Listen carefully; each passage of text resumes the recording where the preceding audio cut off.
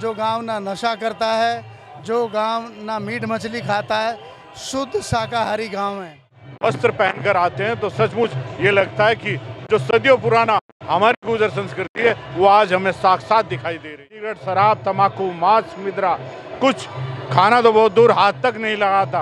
हम उस सभ्यता और संस्कृति से आते हैं।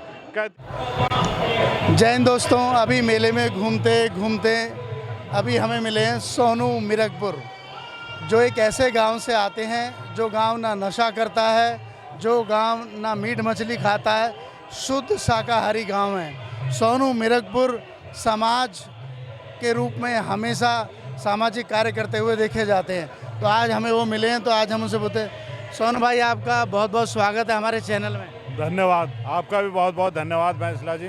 आपको और आपके चैनल को बहुत बहुत बधाई और धन्यवाद। आप यहाँ आए हैं मेले में, तो कैसा लग रहा है? सबसे पहले ये बताइए, इस लाखों गुजरों को यहाँ देख के। देखिए, ये वो है जो हमारी संस्कृति को दिखाता है, हमारी सभ्यता, हमारे इतिहास को दर्शाता है। और जब हमारी बेटी और बहन गुजरी वस्त्र पहनकर आते हैं तो सचमुच ये लगता है कि जो सदियों पुराना हमारी गुर्जर संस्कृति है वो आज हमें साक्षात दिखाई दे रही है। जो संस्कृति छूटती जा रही थी, लुप्त होती हुई जा रही थी, वो यहाँ रिकॉल होती है। शौक में ही सही, लेकिन गुजरी अपने पुराने पोशाक पहन के आती हैं। गुजर भी धोती कुर्ते में कोशिश करते हैं पहन के, मुंडासा बांधने की कोशिश करते हैं। तो हमें पीछे पुरानी संस्कृति में लेके जाते हैं जो गुजरों की असलियत में थी। अब बहुत शॉर्ट में ख़त्म करते हुए आप अपने गांव के विषय में जो आपका एक्चुअल परिचय है वो ऑन कैमरा बताएं और समाज से नशा मुक्त की और इन सब चीज़ों की अपील करें।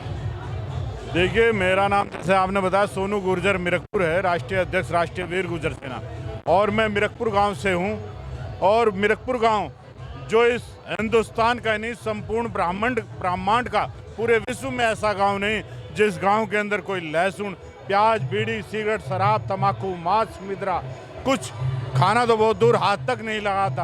हम उस सभ्यता और संस्कृति से आते हैं।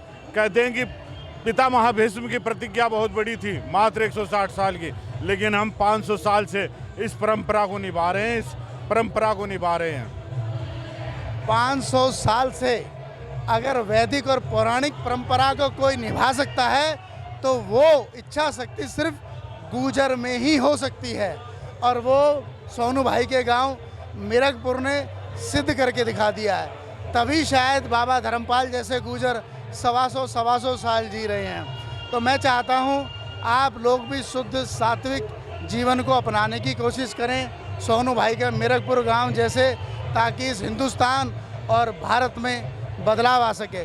सोनू भाई के साथ में जुड़ने के लिए बहुत बहुत धन्यवाद। आपका भी बहुत बहुत धन्यवाद, आपको भी बधाई, और संपूर्ण भारतवर्ष के गुजरों को इस गुजर महोत्सव की बधाई और शुभकामनाएं। थैंक यू, धन्यवाद।